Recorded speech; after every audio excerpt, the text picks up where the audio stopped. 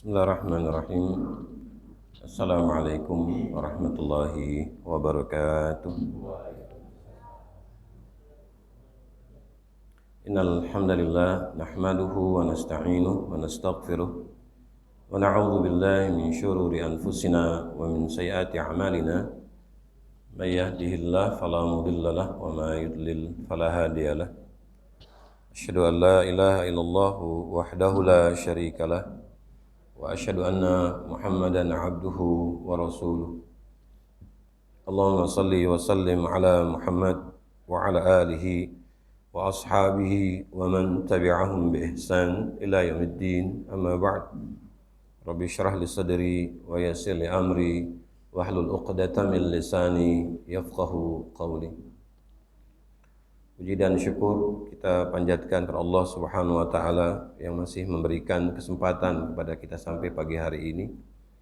Yang mudah-mudahan Allah Subhanahu wa taala memberikan ampunannya, mengangkat derajat kita dan menerima semua amal ibadah kita. Salawat dan salam selalu kita curahkan kepada Nabi Allah Muhammad sallallahu alaihi wasallam. Allahumma shalli wa sallim alaihi, baik kepada keluarga beliau, kepada para sahabat beliau, dan kepada orang-orang yang selalu beristiqomah di dalam perjalanan mengikuti perintah Allah Subhanahu wa taala. Bapak-bapak dan ibu-ibu sekalian yang dirahmati oleh Allah Subhanahu wa taala, pembahasan pagi hari ini kita mencoba untuk mengambil pembelajaran tentang masalah ruku. Masalah ruku Bapak dan Ibu sekalian. Di dalam surat yang ke-22, surat Al-Hajj, ayat yang ke-77, Allah Subhanahu wa taala berfirman, Ya ayyuhalladzina amanu ruk'u wasjudu wa'budu rabbakum waf'alul khaira la'allakum tuflihun. Wahai orang-orang yang beriman, rukuklah kamu, sujudlah kamu, dan sembahlah Tuhanmu, dan berbuat baiklah kamu agar kamu mendapatkan kebahagiaan. Ada 4 hal yang Allah ingin katakan di ayat ini Bapak dan Ibu, ketika kita mengatakan diri kita beriman kepada Allah Subhanahu wa taala. Di antaranya adalah ruku. Jangan sampai tubuh kita ini Bapak dan Ibu sekalian kita bungkukkan untuk manusia. Allah tidak benarkan. Tapi bagaimana caranya tubuh kita ini kita bungkukkan hanya untuk Allah Subhanahu wa taala, bukan untuk manusia. Sebab ada manusia yang menghormati manusia yang lain dengan membungkukkan tubuhnya. Malah kadang-kadang ketika dia membungkukkan itu sama seperti dia ruku. Nah, ini tidak dibenarkan Bapak dan Ibu sekalian. Badan yang membungkuk ini Bapak dan Ibu bukan untuk manusia tetapi untuk Allah Subhanahu wa taala. Begitu pula yang kedua, bahwa kita sujud itu hanya untuk Allah, bukan untuk manusia. Maka Allah Subhanahu wa taala memerintahkan kepada kita untuk selalu sujud. Dan yang diingatkan oleh Allah di sini 2, ruku dan sujud. Dan disinilah Rasulullah SAW kalau beliau sholat tahajud itu ruku dan sujudnya sama seperti berdirinya. Ya, sama seperti berdirinya Bapak dan Ibu sekalian. Hal yang ketiga yang Allah katakan di sini, wa'budu rabbakum, sembahlah Tuhan kamu, bukan menyembah makhluk, bukan menyembah manusia Bapak dan Ibu sekalian. Mengapa? Ya, kita rasakan bahwa ada manusia yang menyembah manusia. Ya, kalau sudah menyembah manusia, nanti dia juga akan menyembah apa? Menyembah makhluk yang lain, termasuk harta. Dan yang keempat, Allah katakan di ayat ini bahwa Allah meminta agar kita selalu berbuat baik. Walaupun kebaikan kita itu tidak dibalas kebaikan, tetap harus berbuat baik. Keempat-empatnya Bapak dan Ibu bukan sesuatu yang mudah dalam kehidupan ini. Kita rasakan sulit. Tetapi Allah katakan di akhir ayat, Ya. Kalau 4 ini kita lakukan, maka kita akan mendapatkan kebahagiaan yang hakiki fid dunya hasanah wa fil akhirati hasanah. Sebab kebahagiaan yang hakiki itu Bapak dan Ibu, kita dimatikan dalam keadaan husnul khatimah dan kita bertemu dengan Allah dalam keadaan baik. Itu orang yang sukses. Bukan orang yang sukses itu karena dia kaya, dia punya posisi, punya pangkat, tetapi ketika dia mati dalam keadaan su'ul khatimah. Ya. Lalu nanti di hadapan Allah dia mendapatkan sanksi yang besar dari Allah. Dan ini bukan orang yang sukses menurut Allah Subhanahu wa taala, Bapak dan Ibu sekalian. Nah, lalu ada apa di balik ruku, Bapak dan Ibu yang dirahmati oleh Allah Subhanahu wa taala? Imam Ghazali mengatakan bahwa ruku ini memberikan pembelajaran kepada kita tentang husnuzon, berprasangka yang baik. Mengapa Bapak dan Ibu? Sebab suka muncul pada diri kita prasangka yang tidak baik sewaktu kita ruku. Ya, sewaktu kita ruku, Bapak dan Ibu sekalian. Maka para ulama mengatakan tentang makna ruku itu adalah al-mujarradu al-inhinai, yaitu membungkukkan Bapak dan Ibu sekalian tubuh. Ya, membungkukkan tubuh. Bihaitsu tasilul yadani ila rukbataini, lalu meletakkan kedua tangan ini Bapak dan Ibu di kedua lutut dalam keadaan renggang, bukan rapat. Jadi badan dibungkukkan Bapak dan Ibu sekalian, lalu kedua tangan diletakkan di kedua lutut dalam keadaan dia merenggang badan. Wala budda min tuma'ninati fihi, dan dia harus ketika ruku itu dalam keadaan tuma'ninah. Mengapa demikian Bapak dan Ibu? Sebab ada orang yang rukunya itu ala kadarnya. Ala kadarnya, Pak. Tapi kalau minta tidak ala kadarnya. Panjang dia pada Allah Subhanahu wa taala. Maka Bapak dan Ibu sekalian, Rasulullah SAW satu ketika mengatakan begini di hadapan para sahabatnya, aswa'un nasi sariqah, sejelek-jelek manusia adalah seorang pencuri. Yasriqu min salatihi, yaitu pencuri yang mencuri salatnya. Jadi sejelek-jelek manusia adalah seorang pencuri. Lalu Rasulullah katakan yasriqu min salatihi, yaitu pencuri yang mencuri salatnya. Pasti muncul pada diri kita, bagaimana caranya dan apa yang dia curi. Ya. Para sahabat bertanya, wa kaifa yasriqu min salatihi? Bagaimana seseorang itu mencuri salatnya? Jadi kita salat Bapak dan Ibu, tetapi seakan-akan kita mencuri. Ya. Apa kata Rasulullah SAW? La yatimmu ruku'uha wala sujuduha. Ketika dia ruku dan sujud tidak sempurna, Pak. Baru mau turun, Bu, langsung naik lagi. Baru mau sujud, langsung naik lagi gitu. Tidak sempurna rukunya gitu. Nah, ini ada apa nih? Dan Ibu sekalian. Auqala, atau dikatakan dalam hadis yang lain oleh Rasulullah SAW, la yaqimu sulbahu fir ruku'i was sujudi. Ketika ruku dan sujud, tulang punggungnya ini tidak rata, Pak. Tidak rata gitu. Jadi dia hanya sekedarnya saja untuk ruku. Sedangkan ruku ini Bapak dan Ibu memberikan 3 pembelajaran kepada kita.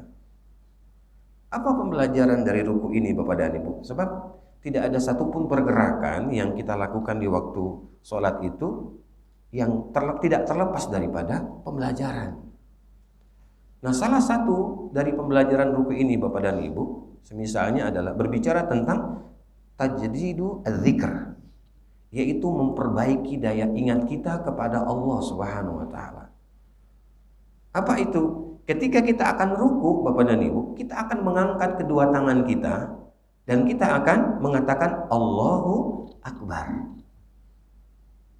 Apa yang kita dapatkan di sini? Kata Imam Ghazali bahwa Allah ingin memberikan kepada kita pembelajaran, tidak ada makhluk yang sombong kecuali hanya Allah. Jadi tidak ada makhluk yang boleh sombong kecuali hanya Allah Subhanahu wa taala. Artinya apa, Bapak dan Ibu? Allah ini Khalik, Allah ini pencipta gitu. Berhak dia sombong. Ya, tidak ada masalah dengan dia sombong. Kenapa? Karena dia yang menciptakan, Bapak dan Ibu sekalian. Sedangkan kita makhluk. Tidak pantas sombong. Ya, tidak pantas sombong. Artinya apa? Orang sombong ini muncul kesombongan itu bisa jadi karena apa? Karena merasa berjasa. Ya kan? Atau karena merasa lebih tua. Mohon maaf Bapak dan Ibu sekalian. Atau karena merasa lebih baik dari yang lain. Ini bisa terjadi kesombongan itu Bapak dan Ibu sekalian. Jadi ruku ini memberikan pembelajaran kepada kita bagaimana kita memperbaiki daya ingat kita kepada Allah Subhanahu wa taala. Mengapa? Karena ada orang yang susah mau ruku, Pak. Diingatkan untuk ruku, susah dia mau ruku. Mengapa? Karena ada kesombongan pada dirinya gitu. Ya, ada kesombongan pada dirinya gitu. Jadi seseorang itu mampu ketika ruku Bapak dan Ibu sekalian karena dia selalu membesarkan Allah. Nah, nanti Allah akan membesarkan dia. Ya, Allah akan membesarkan dia Bapak dan Ibu sekalian. Contoh. Kita masih ingat Bapak dan Ibu, barangkali Bapak dan Ibu ketika dulu setelah ijab qabul, apa yang terjadi? Sudah punya harta banyak? Sudah punya kendaraan yang bagus seperti hari ini? Sudah punya rumah yang besar seperti hari ini? Atau yang ditempati sampai hari ini? Belum ada kan Bapak dan Ibu sekalian? Belum ada. Ya. Apa kata Allah di dalam surat ke-24? Surat An-Nur ayat yang ke-32. Iyakunul fuqara yughnihimullahu min fadlih. Jika ketika kamu menikah itu miskin, tidak punya apa-apa, nanti aku akan mengkayakanmu dan aku akan memberikan karunia kepadamu. Dan itu kita rasakan Bapak dan Ibu. Ujungnya apa? Dapat warisan, jadi kaya kan? Ya enggak? Emang itu usaha kita? Bukan Bapak dan Ibu, itu usaha Allah. Ya, kita ini hanya apa? Hanya menikmati dari sesuatu yang sudah Allah tetapkan Bapak dan Ibu sekalian. Maka apakah pantas kita sombong? Apakah pantas kita membanggakan diri? Ya, nggak pantas gitu. Ya, tidak pantas. Apakah seorang ibu ataupun seorang ayah menyombongkan dirinya di hadapan anak-anaknya? Kenapa? Karena merasa bahwa dia berjasa di hadapan anak-anaknya. Bukan Bapak dan Ibu sekalian. Yang berjasa itu Allah. Siapakah yang membesarkan anak kita? Kita Bapak dan Ibu? Bukan. Yang membesarkan anak kita itu adalah Allah. Maka bisa jadi anaknya lebih besar daripada bapaknya. Bisa jadi anaknya lebih tinggi daripada bapak dan ibunya. Lalu kita katakan, oh itu karena keturunan. Tidak ada urusan Bapak dan Ibu. Sebab ada juga anak yang mereka miliki dalam keadaan tingginya barangkali sama dengan orang tuanya atau lebih rendah dari orang tuanya. Nah, ini yang harus kita pahami Bapak dan Ibu sekalian. Jadi rupanya ruku ini memberikan pembelajaran tentang apa? Tajdidul dzikr. Bagaimana kita memperbaiki daya ingat kita Bapak dan Ibu, terutama kepada Allah. Makanya ketika kita memperbaiki Bapak dan Ibu sekalian, daya ingat kita kepada Allah Subhanahu wa taala, Allah meminta agar kita mengagungkannya gitu. Dari mulai kita mau turun Bapak dan Ibu, mau ruku itu kita katakan Allahu Akbar. Lalu kita membaca doa Bapak dan Ibu. Apa doanya? Subhana rabbiyal azimi. Ya, subhana rabbiyal azimi Bapak dan Ibu sekalian. Tetapi kalau kita lanjutkan semisalnya subhana rabbil azimi wa bihamdi. Secara hadis dia lemah. Tidak bisa dipakai. Kalau kita baca subhana rabbil azimi wa bihamdi. Ya. Tetapi secara makna dia tidak salah. Boleh kita pakai. Jadi Bapak dan Ibu, secara hadis kalau kita membaca subhana rabbil azimi wa bihamdi, hadis ini lemah. Ya, hadis ini lemah. Cukup kita membaca subhana rabbiyal azimi. Tetapi secara makna bisa dipakai. Secara makna tidak apa bisa dipakai. Artinya apa? Dia tidak menjadi keharusan kalau kita membaca dengan kalimat subhana rabbiyal azimi wa bihamdi. Tetapi dalam hadis yang lain riwayat Imam Bukhari, ya, kita boleh membaca doa ketika ruku itu dengan kalimat apa? Subhanallah walhamdulillah wala ilaha illallah wallahu akbar wala haula wala quwata illa billahil aliyil azim. Lebih panjang Bapak dan Ibu. Berarti ketika kita membacanya dengan panjang muncul apa? Tumakninah, ketenangan Bapak dan Ibu sekalian. Jadi bagaimana kita akan bisa membaca doa-doa itu Bapak dan Ibu kalau tidak ada ketenangan pada diri kita gitu. Jadi Bapak dan Ibu, ketenangan ini sangat dibutuhkan dalam sholat. Sebagaimana jiwa kita tenang ketika kita menghadap pimpinan Pak, sampai-sampai kita lupa waktu. Betapa tenangnya kita dengan rapat yang kita lakukan, tetapi melupakan sholat. Dan Ibu sekalian. Jadi ini pembelajaran yang Allah ingin berikan kepada kita bagaimana kita memperbaiki diri Bapak dan Ibu. Ya, dalam mengingat Allah Subhanahu wa taala. Maka dalam mengingat Allah Subhanahu wa taala itu, ya, seperti tadi ayat yang kita baca dalam salat Bapak dan Ibu sekalian, di dalam surat yang ketiga di ayat ke-191 Allah bilang, alladzina yadhkurunallaha qiyaman wa qu'udan wa 'ala junubihim. Orang-orang yang ingat Allah dikala dia berdiri, ya, dia ingat Allah dikala dia duduk, dia ingat Allah dikala dia berbaring Bapak dan Ibu sekalian.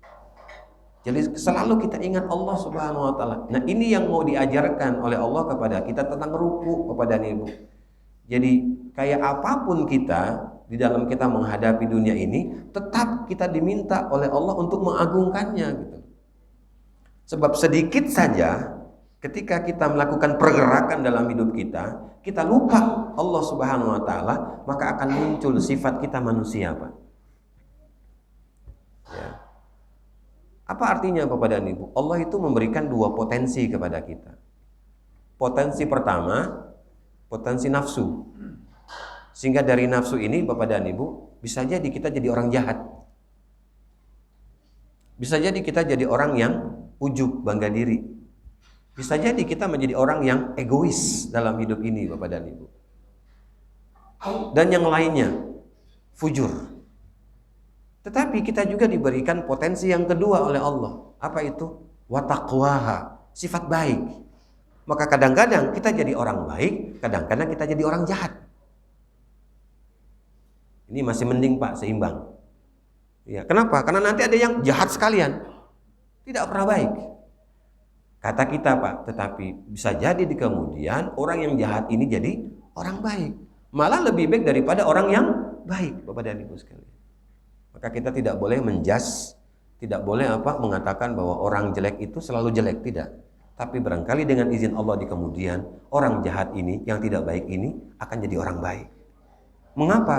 Karena Bapak dan Ibu, yang punya hati adalah Allah, bukan kita, Bapak dan Ibu. Nah, jadi ini gambaran yang ingin dijelaskan oleh Allah dan oleh Rasulullah SAW kepada kita. Maka kenapa tadi Rasulullah mengatakan bahwa seseorang itu bisa menjadi pencuri di dalam sholatnya. Mengapa? Karena la yatimmu ruku'uha wa la sujuduha. Karena ketika dia sholat, ketika dia ruku, dia tidak menyempurnakan rukunya, Bapak dan Ibu sekalian. Dalam hadis yang lain, ruku itu seperti tanah, Pak. Artinya apa? Lurus. Nah, tentu Bapak dan Ibu, ini tidak menjadi keharusan. Kenapa? Karena potensi yang kita miliki berbeda-beda ketika ruku. Ada yang 60 derajat, ada yang 70 derajat, ada yang 90 derajat Bapak dan Ibu sekalian. Jangan kita juga katakan bahwa yang 60 derajat tidak bakal masuk surga. Bisa jadi yang 90 masuk neraka lebih dahulu. Tapi diusahakan Bapak dan Ibu. Diusahakan untuk apa? Untuk disempurnakan Bapak dan Ibu sekalian.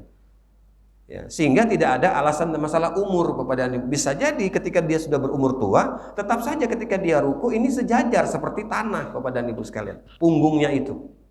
Lalu dia tekan. Kalau laki-laki itu Bapak dan Ibu, lengan ini, siku ini tidak mengenai tubuhnya. Dia melebar. Tetapi kalau perempuan Bapak dan Ibu sekalian, itu dia mengenai bagian tubuhnya. Mengapa? Nah, inilah perbedaannya, Pak. Jangan sampai ibu-ibu ataupun para wanita itu bersayap, Pak. Lebih lebar daripada bapak. Paham, Pak, bersayap? Kenapa? Karena ibu merenggangkan tangannya ketika ruku. Wah, bersayap, bapak bisa kalah ini. Sama seperti ketika sujud.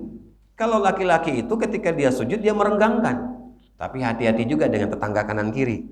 Jangan sampai tetangga sulit mau sujud gara-gara kita. Tetapi bagi wanita dia menutup. Kenapa? Mohon maaf Ibu, karena bagian dada. Ini perbedaannya. Ya, bagian dada. Kalau ada bapak yang melakukan seperti ibu-ibu, ya, entah ini apakah dia laki-laki atau wanita. Ya, ini Bapak dan Ibu, ini perbedaannya. Ya, ketika ruku ataupun ketika sujud. Jadi membedakan. Maka bagi laki-laki yang ketika dia ruku ataupun sujud, lengannya ini mengenai tubuhnya, berarti dia terlalu turun. Maka hukumnya adalah makruh. Hukumnya adalah makruh. Jadi di dalam sholat itu juga ada yang makruh, Bapak dan Ibu. Ada yang makruh. Sama seperti kalau kita sujud, nanti kita akan mendapatkan penjelasan. Ketika kita sujud tidak boleh siku ini berada di tempat sujud. Itu makruh, Pak. Maka diandaikan oleh Rasulullah itu seperti anjing yang sedang duduk. Tidak dibenarkan. Maka ketika kita sujud seperti ruku tadi, angkat dan lebarkan. Sampai-sampai Rasulullah itu kalau dia sujud terlihat ketiaknya yang putih.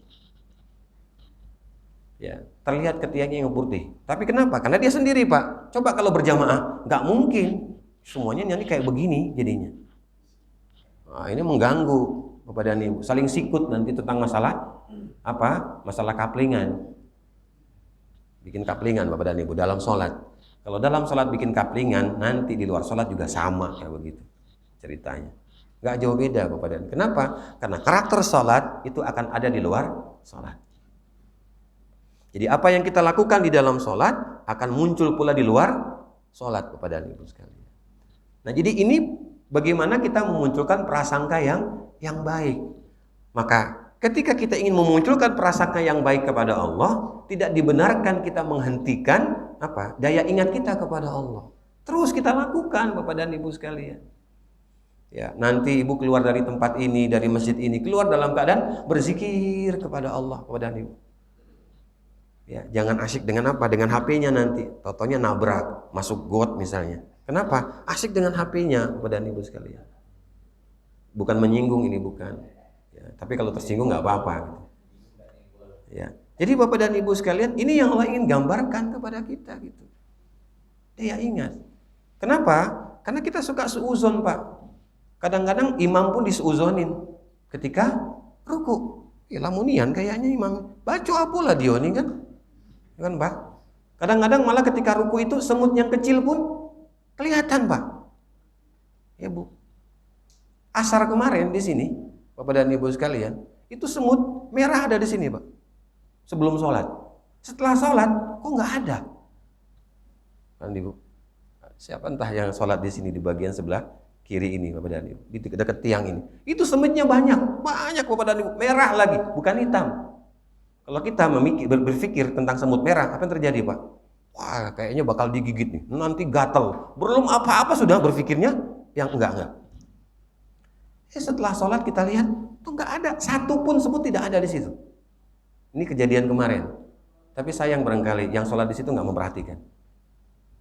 Karena sebelum sholat, saya ke belakang, saya perhatikan saf ini ke belakang, lalu saya lihat di bawah itu, Masya Allah, semut merah lagi Bapak dan Ibu sekalian. Nah, itu kan Pak RT sambil ngelihat dia. Jika ada, enggak ada lagi udah. Tenang, enggak ada lagi. Iya, enggak ada lagi Bapak dan Ibu sekalian. Jadi apa? Jadi jangan berprasangka yang jelek kepada Allah. Maka di dalam hadits qudsi Allah mengatakan ana inda zanni 'abdi bi wa ana ma'ahu dzakarani. Aku berprasangka yang baik kepada hambaku bagaimana hambaku berprasangka kepada diriku. Kalau kita berprasangka yang baik kepada Allah, maka Allah pun juga akan berprasangka yang baik kepada kita, kepada dia. Tapi kalau kita berprasangka yang jelek kepada Allah, maka Allah lebih dahsyat daripada itu. Lebih daripada itu Bapak dan Ibu sekalian. Contoh. Kata Allah di dalam surat 20 ayat ke 124 sampai 126 di dalam surat Thaha Bapak dan Ibu sekalian. Apa kata Allah? Wa man a'rada an dzikri fa innalahu ma'isyatan donka wa nasyuruhu yaumal qiyamati a'ma. Dan barang siapa berpaling daripada mengingatku. Bapak dan Ibu, ya, nanti bisa dilihat surat 20 ayat 124 kiri bawah Bapak dan Ibu sekalian sampai 125, 126-nya ada di kanan atas. Ya, sebelah kanan. Jadi barang siapa yang berpaling daripada mengingatku, maka aku akan sempitkan kehidupan dunianya dan aku akan kembalikan ia dalam keadaan buta. Nih Pak. Jadi kalau kita lupa dengan Allah, maka Allah akan lebih dahsyat lagi kepada kita. Apa? Allah sempitkan kehidupan dunia kita. Walaupun orang itu orang kaya. Walaupun orang itu punya kedudukan. Walaupun orang itu terkenal Bapak dan Ibu. Tapi kita lihat seakan-akan orang ini susah. Seakan-akan kita lihat orang ini miskin Pak.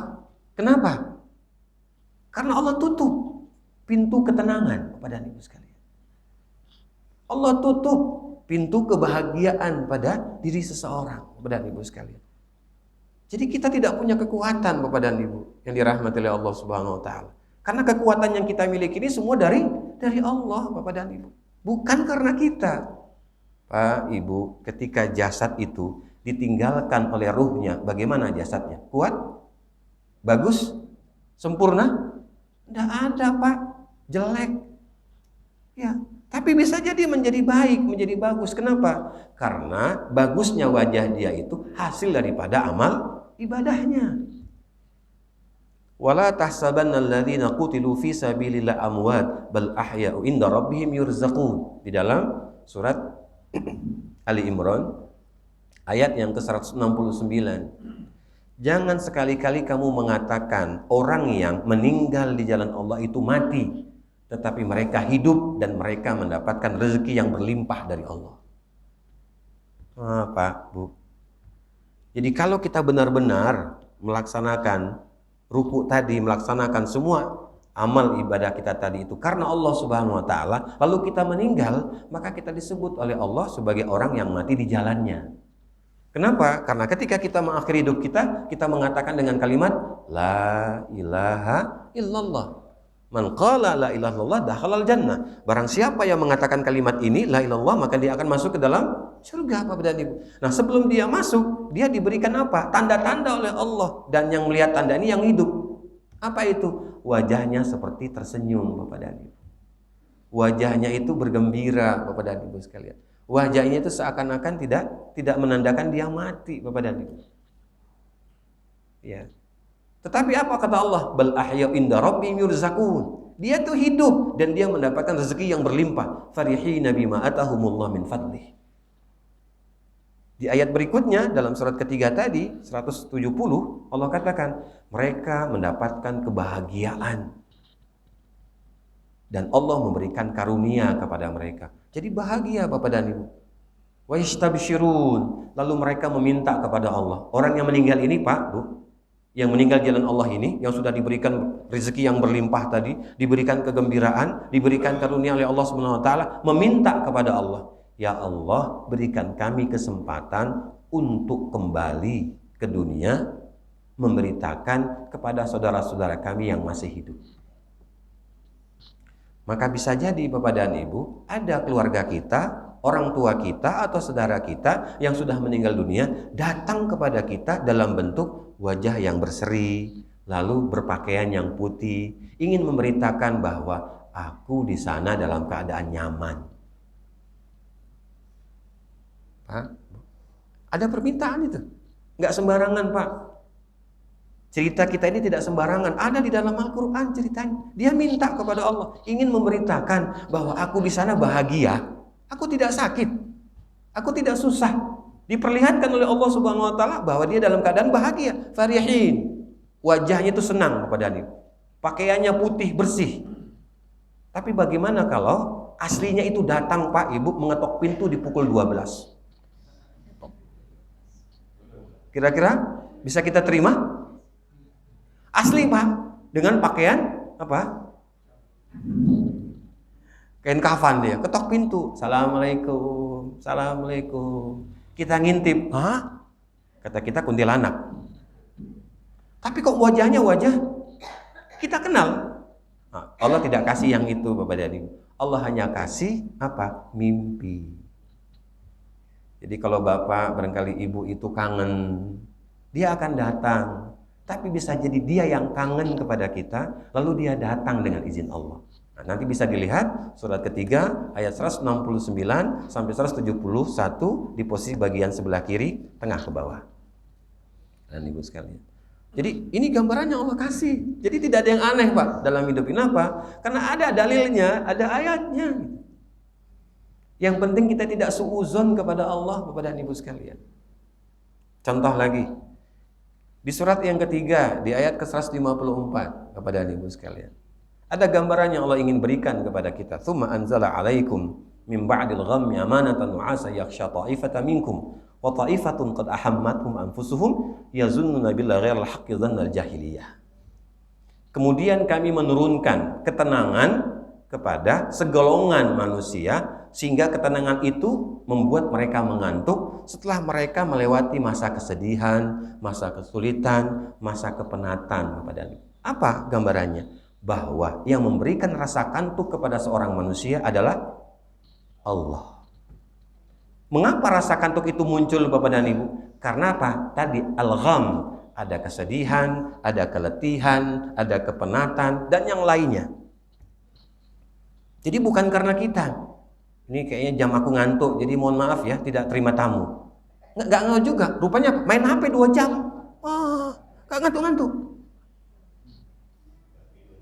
Jadi rupanya rasa kantuk itu terjadi Bapak dan Ibu sebelum tidur. Tidak mungkin orang itu tidur sebelumnya dia mengantuk. Nggak mungkin Pak. Ngantuk dulu, nguap-nguap kan? Sekali, 2 kali. Makanya kalau kita buka Al-Quran, baru membuka, nguap dia. Hah? Baru buka Pak, Bu. Belum baca. 1 ayat, 10 kali nguapnya. Apa kata kita? Ya Allah sempurna sudah. 1 ayat. Yasin, Shadaqallahul Azim. Ngantuknya lebih panjang Pak. Ya. Jadi Allah yang memberikan itu kepada kita. Jadi kalau Bapak dan Ibu sekalian mengantuk dan tertidur di waktu apa? Di waktu pengajian, nah itulah nikmatnya. Setelah apa? Melewati masa ngantuk tadi. Ya kan? Kita bangun kan dalam keadaan masih mengantuk. Lalu kita pergi. Nah, supaya tidak mengantuk, diminumlah dan dimakanlah yang ada di depan itu. Ya, sudah habis ya, udah habis sekali. Ya, jangan terlalu serius Bapak dan Ibu, biasa saja. Nah, jadi Bapak dan Ibu yang dirahmati Allah Subhanahu wa taala, jadi Allah yang memberikan rasa kantuk itu. Tapi berikutnya, apa kata Allah Bapak dan Ibu? Ini kita baru satu pembahasan tentang manfaat ruku. Dan Ibu sekalian. Berikutnya, wa ta'ifatun qad ahammathum anfusuhum yazunnuna billahi ghairal haqqi dzannal jahiliyah. Tetapi segolongan lagi, nah tadi segolongan Allah kantukkan sehingga dia tidur. Segolongan lagi Bapak dan Ibu tidak bisa ngantuk. Jangankan tidur, ngantuk saja nggak bisa. Kenapa? Karena di dalam dirinya ada permasalahan berlebihan yang dia tidak mau menerimanya. Ya. Jadi Bapak dan Ibu sekalian, apa kata Allah? Wa ta'ifatun qad ahammathum anfusuhum. Jadi ketika seseorang itu memiliki permasalahan yang berlebihan Bapak dan Ibu, kekhawatiran yang berlebihan, maka jangankan tidur, rasa kantuk pun Allah tidak kasih. Maka ada orang yang pernah kita dengar, dia berbicara, aku tidak bisa tidur nih. Jangankan tidur Pak, ngantuk saja tidak bisa. Kenapa? Allah tidak kasih. Mengapa Allah tidak kasih? Yazunnuna billahi ghairal haqqi dzannal jahiliyah. Karena dia berprasangka jelek kepada Allah tanpa alasan. Jadi orang yang tidak bisa tidur itu Bapak dan Ibu sekalian, orang yang memiliki apa? Masalah yang berlebihan. Dan masalah yang berlebihan ini menyebabkan dia tidak terima Pak. Aduh apa? Kenapa? Itu bahasa kitanya Bapak dan Ibu. Aku sudah sholat, aku sudah begini, kok masih juga seperti ini? Nah, dia sudah seuzon kepada Allah tanpa alasan seuzonnya. maka Allah tidak berikan dia mengantuk, Pak. Tak beri. Makanya kalau ada orang itu, Pak, pelor, Pak, dia ketemu apapun dia tidur. Ya, ketemu angin tidur, ketemu tembok tidur, Pak, naik motor tidur, Pak. Masya Allah. Iya, Pak. Jangan sampai dari rumah naik motor sampai sini tidur, Pak. Oh. Apa yang terjadi sampai sini, Pak? Disolati. Ya, Bapak dan Ibu sekalian. Nah, jadi ini satu pembahasan dari 3 pembahasan tentang masalah makna ruku, Bapak dan Ibu. Saya tidak ingin memberikan penjelasan kepada kita tentang hukum. Karena kalau hukum itu selesai, Bapak dan Ibu, selesai sudah. Ya, tapi saya ingin menjabarkan sebagaimana Imam Ghazali menjabarkan tentang kata ruku ini dalam dunia nyata, Bapak dan Ibu sekalian. Apa itu diantaranya adalah berbicara bahwa tidak boleh kita suuzon kepada Allah. Jadi apapun yang Allah berikan kepada kita, Bapak dan Ibu, kita terima dulu.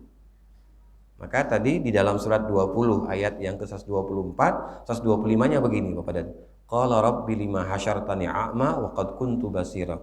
Ya Tuhan kami, kenapa kami dikembalikan ke hadapan-Mu dalam keadaan buta? Bukankah dulu kami melihat? Apa yang buta, Pak, Ibu? Di sini. Bukan buta matanya, tapi buta hatinya. Jadi sebenarnya ruku ini menggambarkan kepada kita dari Allah bahwa ruku ini ingin menjaga hati kita. Ya, ingin mengajarkan kepada diri kita, Bapak dan Ibu, bahwa janji Allah itu tidak mungkin bohong. Ya, tidak akan mungkin bohong, Bapak dan Ibu. Maka tadi cara kita ruku tadi apa? Tulang sulbi ini lurus, Pak. Bagian punggung kita. Lalu kita letakkan kedua tangan kita di kedua lutut. Kalau dalam hadis yang lain di pangkal betis. Ya, di pangkal betis, Bapak dan Ibu. Lalu berikutnya leher ini sejajar dengan punggung. Tidak mendongak dan tidak juga ke bawah. Kalau ke bawah nanti ngintip, Pak. Ya kan? Kalau terlalu bawah ngintip kita. Kalau terlalu bawah juga tidak sehat. Kenapa? Tidak seimbang tubuh kita ketika ruku tadi. Begitu pula ketika kita mendongak, Pak. Akan ada masalah di bagian leher ini. Dan kepentingannya apa kita mendongak, Pak? Kalau kita di saf kedua, ini kayaknya nih kredit nih. Bolong lagi. Lagi ruku, Pak, mikirin kain orang, Pak. Ya, ini jadi masalah gitu. Maka kenapa Rasulullah memberikan gambaran kepada kita kalau ruku itu leher kita sejajar dengan punggung. Sehingga kepala ini tidak ke atas, tidak ke bawah, tengah-tengah, Bapak dan Ibu. Nah, ini ada keseimbangan. Ya, salah satu bagian daripada apa dan Ibu sekalian, mencegah vertigo. Vertigo itu kan keseimbangan, Bapak dan Ibu, dalam tubuh kita ini. Jadi kalau dia tidak seimbang, maka tubuh kita ini akan melayang. Dan kalau kita membuka mata, seperti dia berputar, Bapak dan Ibu sekalian. Seperti berputar. Nah, jadi Bapak dan Ibu yang dirahmati oleh Allah Subhanahu wa taala, ini tadi satu pembahasan dari 3 pembahasan tentang masalah ruku tadi, Bapak dan Ibu sekalian, bahwa Allah ingin memperbaiki daya ingat kita ketika ruku itu. Bahwa Allah lah yang maha besar. Allah lah yang maha agung, Bapak dan Ibu sekalian. Dari mulai Allahu Akbar sampai kita mengatakan Subhana Rabbiyal Azimi. Ya, dan Ibu sekalian. Baik, Bapak dan Ibu, saya tutup di ayat terakhir di dalam surat 20 tadi, di ayat ke-126. Apa kata Allah? Qala kadzalika atatka ayatuna fanasitaha wa kadzalika yauma tunsa. Bukankah aku telah memberikan contoh kepada kalian? Bukankah aku telah memberikan perumpamaan kepada kalian? Tapi tidak ada satupun perumpamaan itu yang kalian ambil. Wa kadzalika yauma tunsa. Maka di hari pengadilan ini pun, di akhirat kelak, aku akan melupakan kalian. Ini Bapak dan Ibu. Jadi satu ketika ada orang yang akan dilupakan oleh Allah. Ketika dia berhadapan dengan Allah, Allah tidak mau melihat dia, Pak. Bukan Allah tidak tahu. Kenapa? Karena manusia ini ketika di dunia melupakan Allah Subhanahu wa taala. Ya, melupakan Allah Subhanahu wa taala. Baik, Bapak dan Ibu.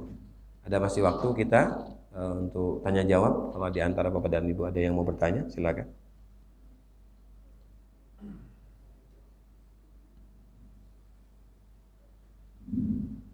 Ada Bapak dan Ibu sekalian sebelum waktu syuruk? Ya. Waalaikumsalam.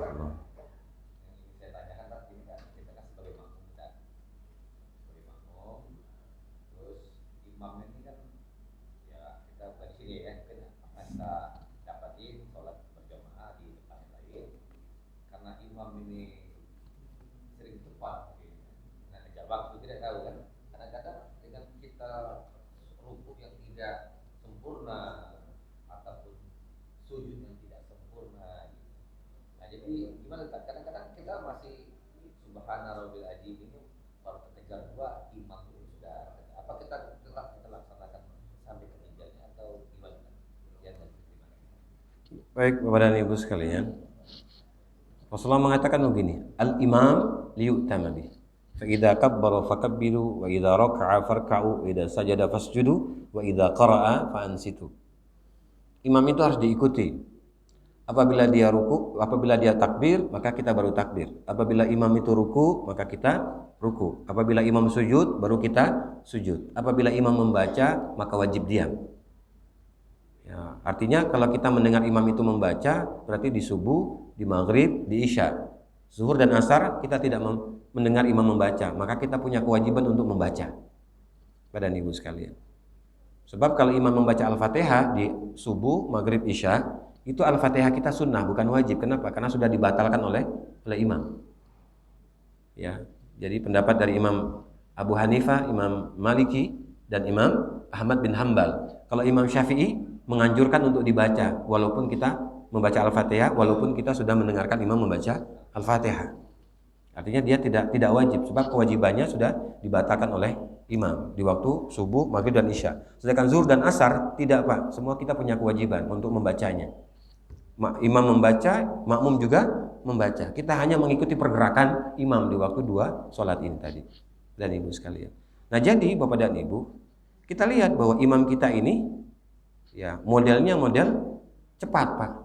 Maka kita pun juga harus segera untuk melakukannya.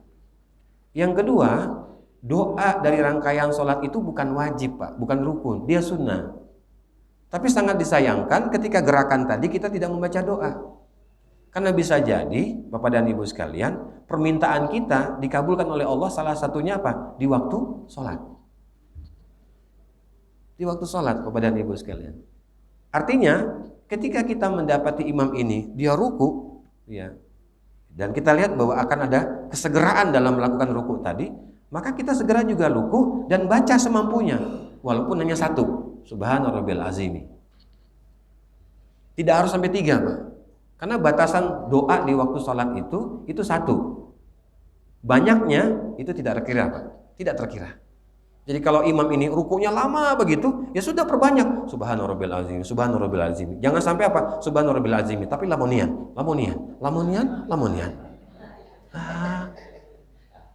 Doa aja terus. Kenapa? Karena imam belum bangun dari rukuknya.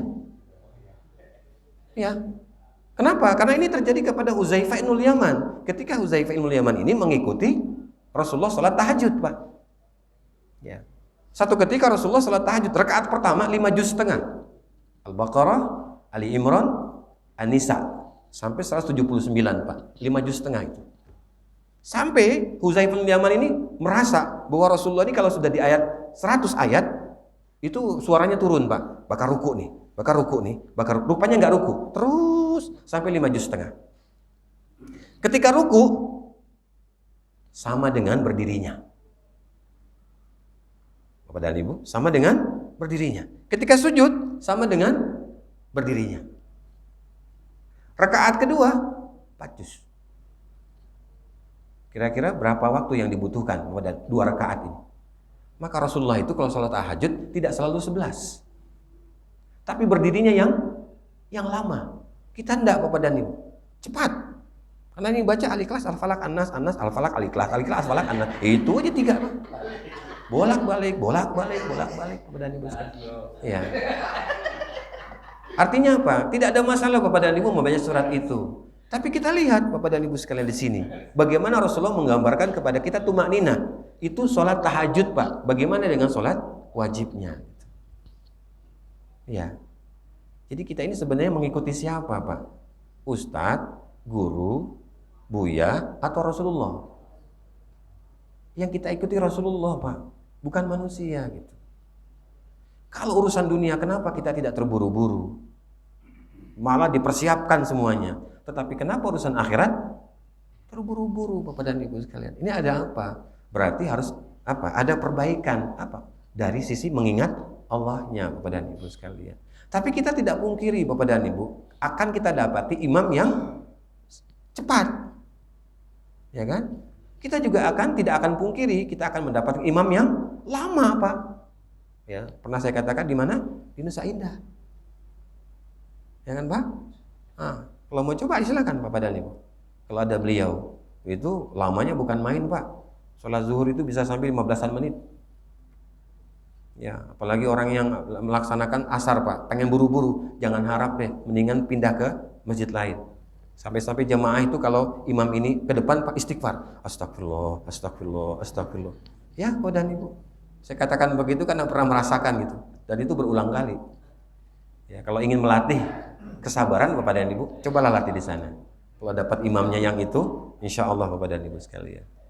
Itu ada Bapak dan Ibu. Kita tidak pungkiri itu. Nah, jadi Bapak dan Ibu sekalian, kita harus mengimbangi imam.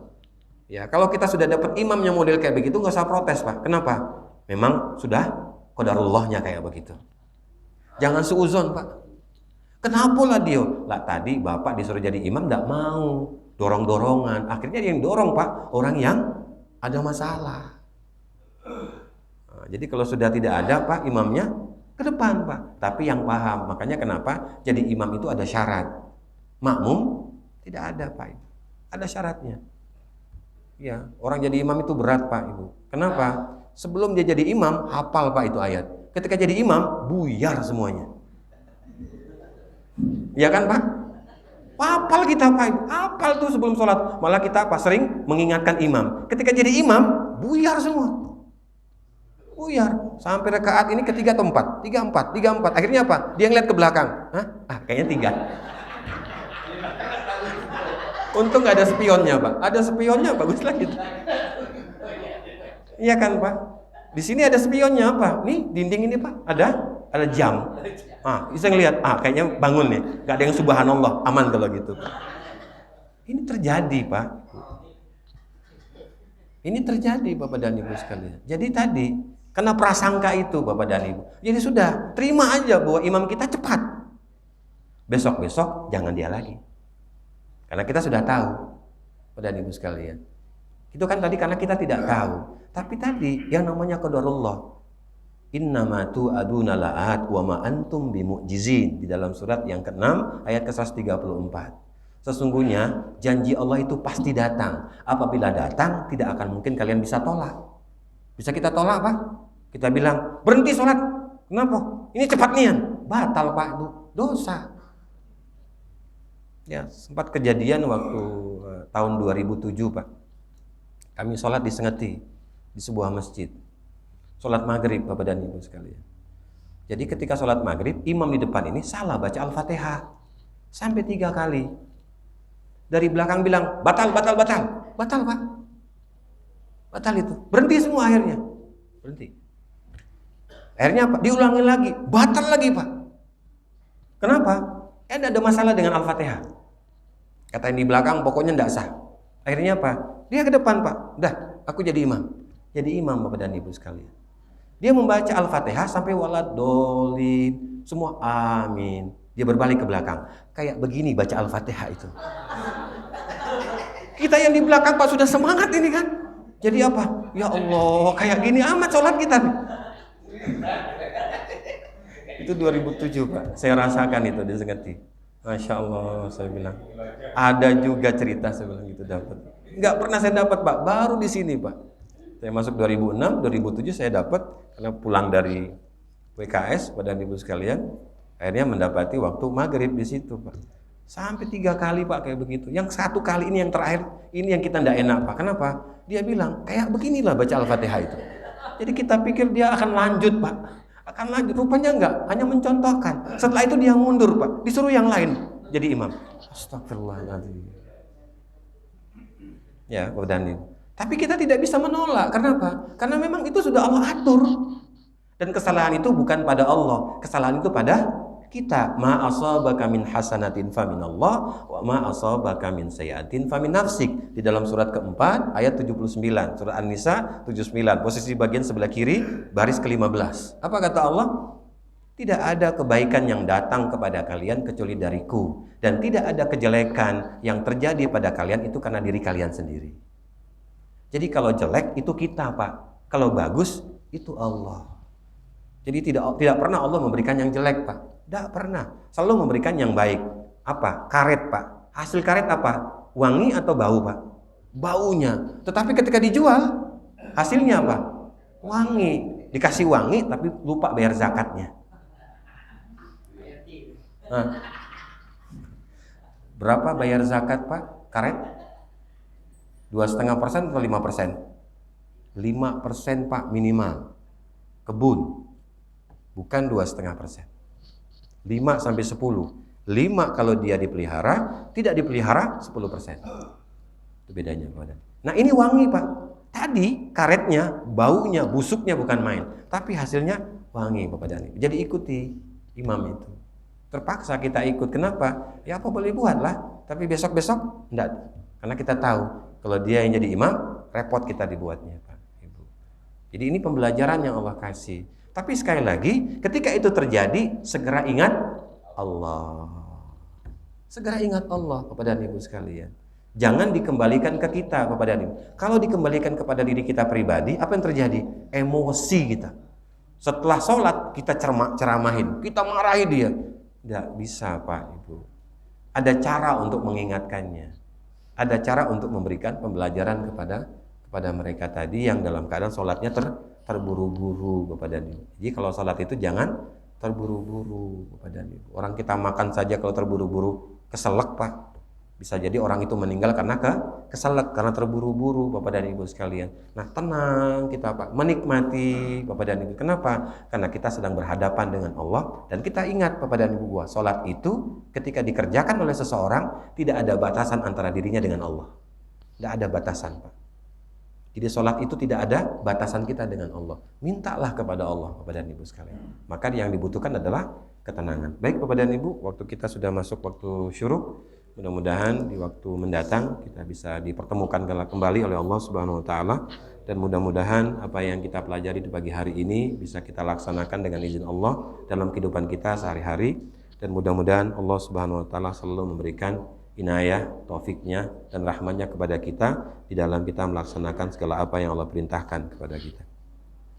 Bismillahirrahmanirrahim. Alhamdulillahirabbil alamin, hamdan na'imin, hamdan syakirin, حمدا يوافي نعمه ويكافئ مزيده يا ربنا لك الحمد كما ينبغي لجلال وجهك وعظيم سلطانك اللهم صل على محمد إمام الأولين والآخرين وفي الملأ الأعلى إلى يوم الدين اللهم إنك تعلم أن هذه القلوب قد اجتمعت على محبتك والتقت على طاعتك وتوحدت على دعوتك وتعاهدت على نصرة شريعتك فوثق اللهم رابطتها وأدم مدها واهدها سبلها واملأها بنورك الذي لا يخبو واشرح صدورها بفيد الإيمان بك وجمل التوكل عليك وأحيا بمعرفتك وأمتها على شهادة في سبيلك إنك نعم المولى ونعم النصير اللهم لا سهل إلا ما جعلته سهلا وأنت تجعل الحزن إذا شئت سهلا اللهم تقبل دعاءنا إنك أنت السميع العليم وتب علينا إنك أنت التواب الرحيم ربنا آتنا في الدنيا حسنة وفي الآخرة حسنة وقنا عذاب النار وصلى الله على محمد وعلى آله وصحبه وسلم سبحان ربك رب العزة عما يصفون وسلام على المرسلين والحمد لله رب العالمين سبحانك اللهم وبحمدك أشهد أن لا إله إلا أنت أستغفرك وأتوب إليك عفوا منكم والسلام عليكم ورحمة الله وبركاته. Waalaikumsalam warahmatullahi wabarakatuh. Demikianlah pengajian kita pagi hari ini. Mudah-mudahan